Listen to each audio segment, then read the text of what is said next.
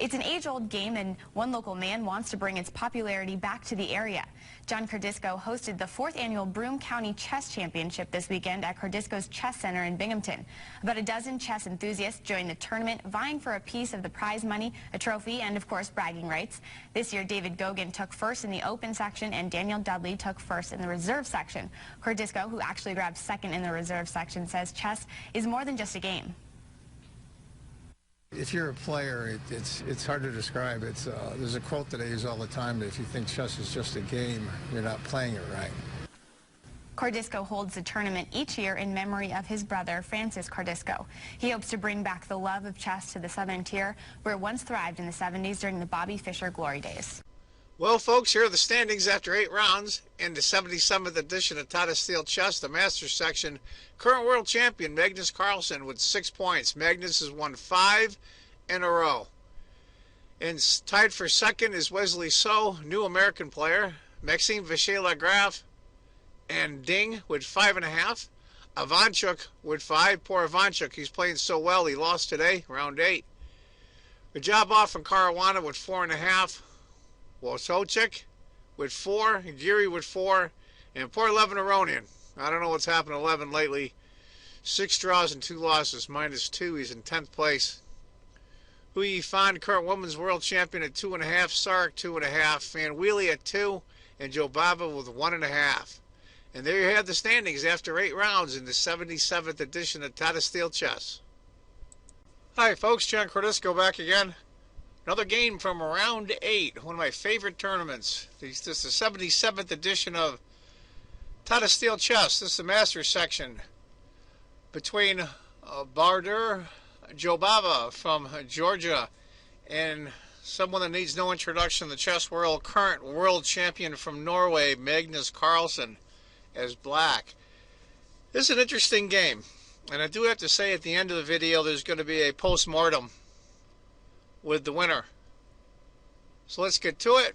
Jobava goes b3. Now, all I'm going to say about this is you got to love this guy. This guy plays very, very strange openings, and I think he does that to throw off people with a lot of preparation.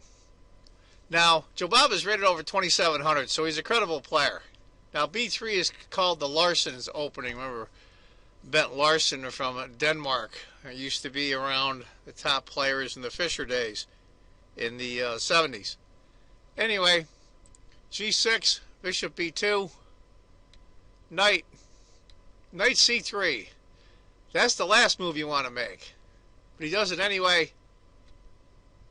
And bishop g4. Now, during the post-mortem, they thought white would go to here, which is interesting. And of course, that's not in the choice of the computers, naturally. d4, c5. Computer likes pawn takes pawn. And that's probably what I would play as well, to be honest with you. e3, pawn takes, d5. Third of a pawn advantage for black already, but you never know what you're going to get with Jobava. It's a mixed bag. Queen to d2, and oddly enough, the computer says white has an active position, so maybe this guy isn't so crazy. Looks like Jobava might want to castle on the queen side now. Knight. And he goes f3. That's another interesting move.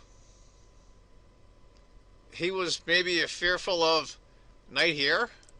I don't get that one. But he goes f3 anyway. h5. Carlsen really, I don't think he knew what to do on this one. a6. h5 is close second. Very close second. When I mean it's within 100th of a point. So this is obviously the way to go. Bishop b5. Queen d6. Knight g to g2. Actually doesn't look that bad for white. Other than that dark squared bishop on b2 getting buried, I think white's fine. Now I do have to say we're on move 10 and it's already advantage a small one for black, so the opening didn't really work out that well for him. But it's not the end of the world. Bishop h6. Now that's an interesting move there. Let's go back. That also is the computer move. forcing the queen to move back, losing a tempo. Figure there's no harm done because this bishop isn't really doing anything right now. His pawn's in the way. Bishop f5, got the last minor piece out. And now he decides, hey, what the heck, right? Let's go after it. So Magnus decides to trade. Rook c8, queen to d2. Now this is in the portion of the post-mortem after this game. We basically got outplayed for a while, Magnus did. And I'll tell you the truth, White's okay.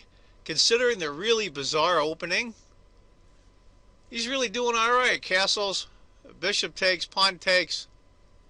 If Rook had taken instead, knight to d1, b5. But pawn took, knight to a4. That's a good spot for that knight. Rook f to e8. White castles.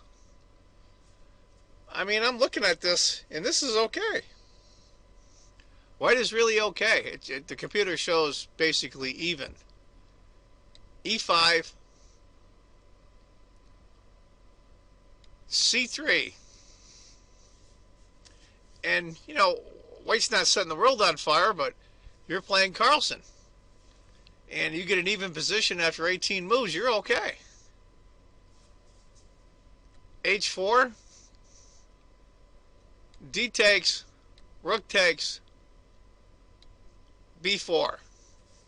Is he looking to plant that knight on c5? I would think so. Plus it stops the advance of the pawn as well.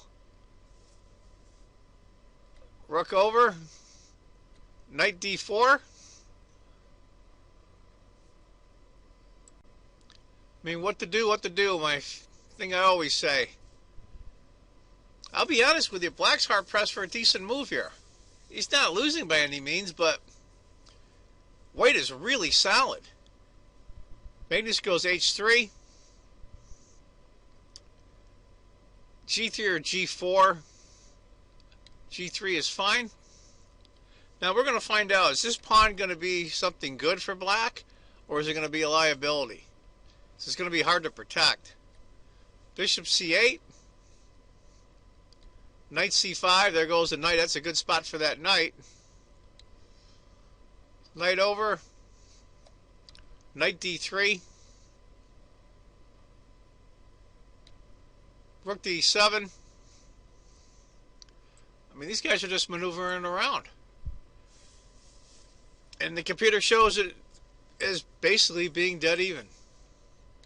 Rook over. c5. Pawn takes, knight takes. I'll tell you the truth, this knight looks really, really good here. But to tell you the truth, I don't think he's really doing much. Aesthetically, he's beautiful. Knight to f4. Rook takes, rook takes, rook takes, queen takes. Okay. All the rooks are off the board. Got a minor piece ending.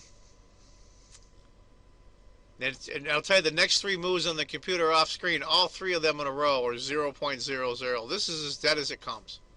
But let's see what happens. Knight to e6, and the computer's showing what the knight wants to do. I should say the bishop. He wants to bring the bishop here, and then end up here. That's a good spot for that bishop. Knight takes. Bishop takes. Now it's funny, he was mentioning earlier this bad bishop here ends up guarding three very good pawns. And you'll see in a few seconds here how that works out. Knight or bishop comes back, queen to b1, queen to c7. As Magnus said in the post-mortem, I'm going to continue to play on even though it might be drawn. Maybe my opponent will mess up. And that's a good way to do it. Queen to b3. Bishop c8. Queen takes d5. The computer likes. Then queen takes c3. They trade the pawns there. But Jobava goes a3 instead. Magnus goes a5. Still leaves the pawn there. Queen to b2.